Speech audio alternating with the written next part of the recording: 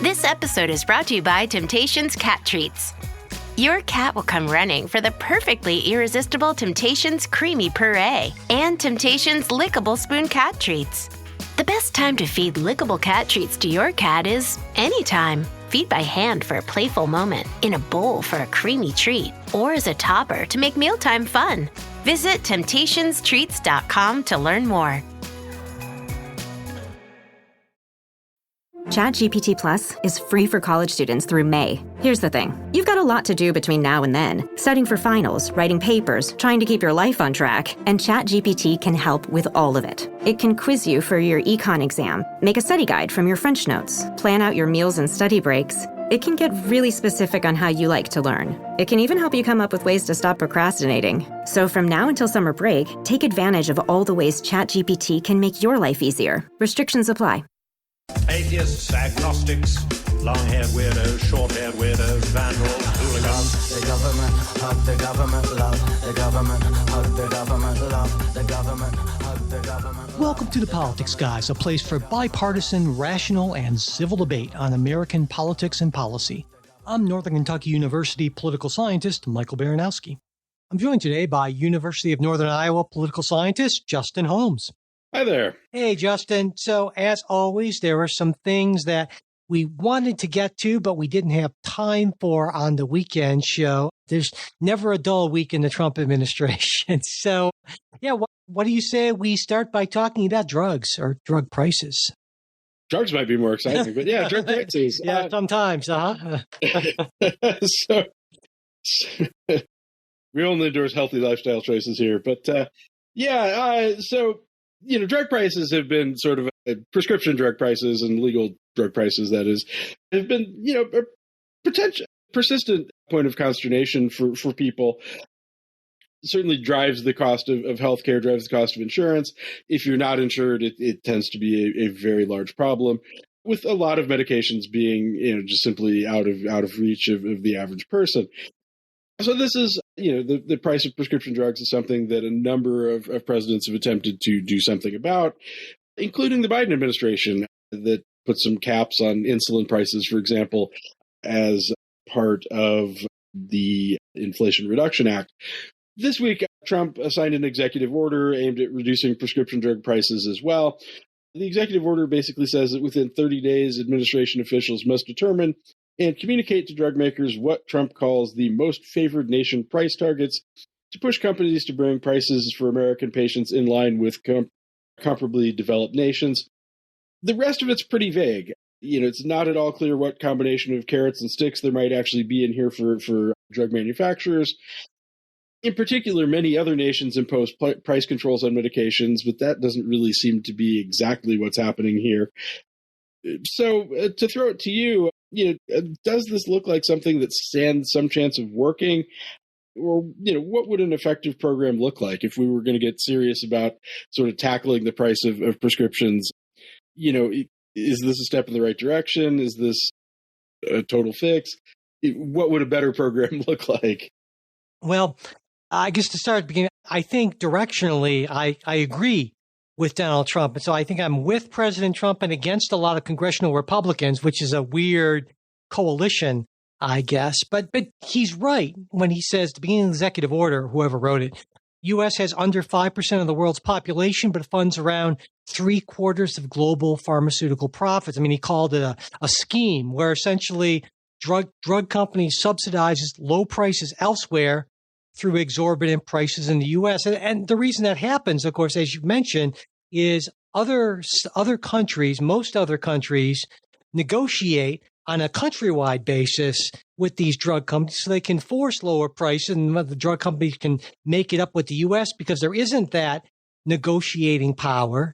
And of course they're going to do it. That's how capitalism works. I mean, so when there is more, when buyers have more power, they can negotiate lower prices. When sellers do, well, they can get higher prices. And I think that, and this also polls really great, across the ideological spectrum, but it tends to feel more like a Democratic sort of thing than a Republican thing. But of course, Donald Trump has been pushing on this for years to limited success. And he certainly won't admit that we saw some pretty significant progress on this, at least some, in the Biden administration, which actually started to allow Medicare to negotiate drug prices for certain very high demand drugs through the program.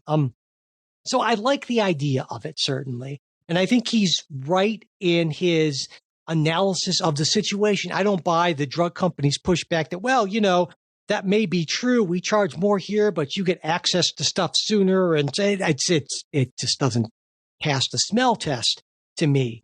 I don't blame them for doing what they're doing. That's what companies do. But the U.S. should, in fact, allow for a system that we don't pay higher prices to subsidize the rest of the world. But in the executive order, it's unclear how that would work in practice. I mean, they mention possible antitrust investigations and prosecutions for companies that don't go along with this most favored nations pricing. But those sort of things are designed really much more for monopolies and collusion between companies, unfair trade practices. That really doesn't seem to fit here necessarily so big. The other thing it did call for that actually Big Pharma loved was acting against foreign countries that are engaging in these deals. So in other words, if some country is, negotiating prices, they get a lower price, well, then maybe we should slap some tariffs on them. And of course, to kind of equalize things out. And of course, Big Pharma said, yeah, that's the approach. Everyone should pay more. Let's do that. Stick it to those Australians. Exactly, And there's not a lot there, right, in this. I mean, in fact, pharma stocks rose after the announcement. They were all breathing a sigh of relief. So I think this is the sort of thing that absolutely should happen in some way, shape, or form, but it's not something that a president can decree in any way unless he wants to say that pharmaceutical prices are a national emergency and invoke these powers. That's highly questionable. So I think it's mostly for show, but in general, I think it's a good thing, and we should follow much more the model of these other countries since we don't have a universal payer system or universal insurance, but at least allowing our by far 800-pound gorilla of insurers, Medicare, to directly negotiate prices on essentially everything. I think that would really result in some pretty significant benefits. I don't see that happening anytime soon.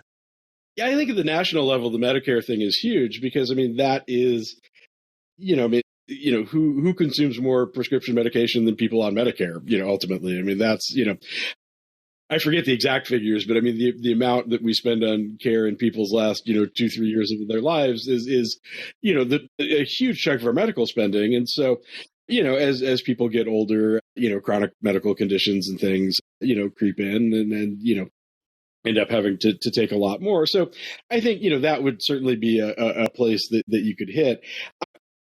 I agree with your read on this and feel a little vindicated, in looking at this. I also that phrase, there's not much there. I was trying to make sure I'm not missing something. This feels like one of those EOs that's kind of more of a statement of principle or, it's just a long tweet or something. There's just, because who doesn't want to pay less for drugs? I think that's a pretty solid valence issue. Where we all would kind of agree on that. I know I'd like to pay more for medication. That's just not a thing. But I don't know that there's anything here that does much of that. And so people went after Harris for even floating the idea of price controls for anything, and this clearly doesn't do that, but it doesn't seem to do very much. So I don't know, if it's a stance of things to come, maybe this is, again, the first step towards something useful, but I'm not sure that this in and of itself is much of a thing. Fellas, Degree Cool Rush deodorant, right? Well, last year they changed the formula, and guys were mad about it. One dude even started a petition. So guess what? Degree heard us, admitted they messed up, and brought the original Cool Rush scent back exactly how it was. And it's in Walmart, Target, and other stores now for under $4. So grab some and remember why its cool, crisp, and fresh scent made it the #1 men's antiperspirant for the last decade. Degree Cool Rush is back, and it smells like victory for all of us. Parents of tweens, if you're familiar with far-off drop-offs... Dad, stop, right here. Or get DMs about what's for dinner. You may be experiencing tween milestones. For your son or daughter, these can start at age 9. HPV vaccination, a type of cancer prevention against certain HPV-related cancers, can start then too. For most, HPV clears on its own. But for those who don't clear the virus, it can cause certain cancers later in life. Embrace this phase. Help protect them in the next. Ask their doctor today about HPV vaccination. Brought to you by Merck. This certainly could be done through legislation. And in fact, earlier this month, there was bipartisan legislation introduced in the Senate by Josh Hawley and Peter Welch, I think, the Democrat from Vermont. Hawley's the fairly MAGA conservative from Missouri, and they introduced legislation. It would limit drug prices in the U.S. to the average of the prices paid by kind of a group of peer countries, and that, to me, that's the sort of thing I'd like to see. But this legislation has 0 co-sponsors, no related House bill, which you and I know means that basically it is dead. It's going nowhere. It's in the hopper in committee. Will never get out of committee. And it's one of those bills that's just it's for a line in a campaign commercial next time around. Exactly. And I submitted legislation to lower your drug prices, and it's a shame because, well, number one, of course, any president, even a super skilled legislative politician, would have trouble working out anything in this environment.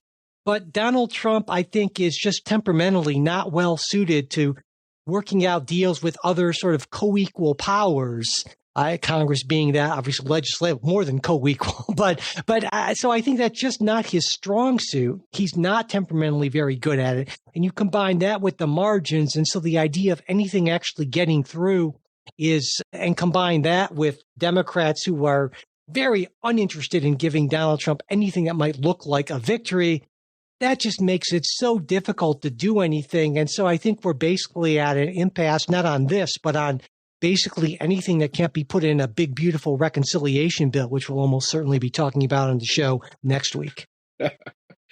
I also wonder, to what extent his heart would really be in doing something that does something major. I mean, he's Mr. Deals, but he's also Mr. Business. And by definition, this is going to make drug companies less profitable, which shed several tears for them, I suppose.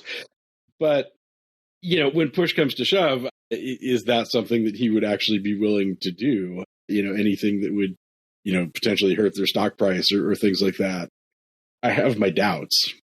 Yeah, I guess I do too. But I feel like my sense is that Donald Trump's desire for praise is so great that if he saw a way for him to be remembered as the guy who did X, Obama, he's got to be, I could see one reason why on a personal sort of psychological level that he would hate the Affordable Care Act because it was this big, clearly consequential thing that the guy, before him did. And he doesn't really have any, he can kind of point through the tax cut thing, but the only really thing like that he can point to is Operation Warp Speed, but he can't point to that because he has to sort of disavow what I would argue is he's disowned that, which is probably the best thing he did. Yeah. And what's so I guess unfortunate for him in some way is that if presidents want lasting achievements, they have to be, almost always have to be in concert with Congress. And that just hasn't lined up for him. And he's hoping the Abraham Accords will be that thing and he'll come away with the Nobel Peace Prize. Although, if Henry Kissinger can get it right and then Republicans say, well, Barack Obama just got kind of a freebie one. What does it even mean anymore? It's kind of like the, People's Choice Awards of prizes, I guess, in this instance. But I don't know. But yeah, I wish this would go somewhere, but honestly, I just don't see it happening.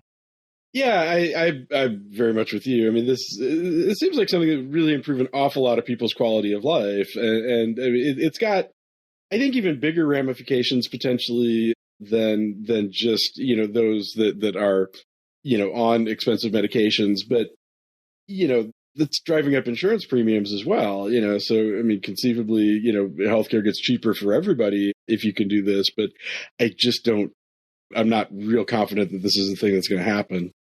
All right. Well, why don't we move on to something else that I am, fairly confident is not going to happen, but that's not exactly the story here. I'm talking about birthright citizenship. And The issue recently came to the Supreme Court, sort of, I guess you can say.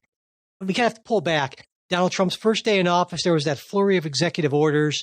One that he signed was on restricting birthright citizenship. I guess that would be the better way to put it. And it was definitely more than a little bit problematic, to put it charitably, because there's a problem with the 14th Amendment, which pretty clearly confers citizenship to anyone born in the United States. And so the legal argument that the Trump administration offered is, well, the amendment also specifies that the person not just be born in the United States, but is subject to the jurisdiction thereof. And they say, well, hey, undocumented immigrants or temporary visa holders, they're not exactly subject, or at least fully subject to the jurisdiction thereof. Now, that's a bad argument as far as almost everyone's concerned, and no lower court judge has bought it. There are 3 district court judges so far that have enjoined that order. Appeals courts have declined to lift those district court injunctions, and so the Trump administration turned to the Supreme Court. But what they did, I thought, was actually a smart move. They didn't ask the court to rule on the constitutionality of the order itself. Instead, they argued that the district court judges who enjoined the administration's action, they only had the right to do so for the plaintiffs in the specific cases and not for the country as a whole through a universal injunction. And so the issue before the court isn't, well, can President Trump restrict birthright citizenship, but rather, can district court judges issue universal injunctions? And Justin, I got to say, it seemed to me that in oral arguments, Solicitor General John Sauer did not get a lot of love from the justices. Aside from Justice Thomas, and for a long time, he's been a very vocal opponent of universal injunctions. And honestly, on the merits, on the can he do this, it's about as kind of slam dunky as it gets. I mean, at one point, Justice Gorsuch said, well, to Sauer, well, are you going to appeal when you lose in the lower courts? It's like, well, not an if, but a when. So I don't know. That's kind of my take. Well, what did you take away from this? We hope you enjoyed this preview of our supporters exclusive midweek show. If you'd like to hear the rest of the episode, we hope you'll consider becoming a supporter. Supporters get ad-free access to all of our shows, membership in our Politics Guys Discord group where you can join in on the conversation, and other benefits at different levels of support. To become a supporter, go to patreon.com/politicsguys. You can also support us through Venmo or @politicsguys or through PayPal. You'll find all of our support links in the show notes as well as at politicsguys.com/support. And if you'd like to get the midweek show, but you're not in a position to become a financial supporter, that's not a problem. Just send me an email at mike@politicsguys.com, and I'll be happy to get that set up for you.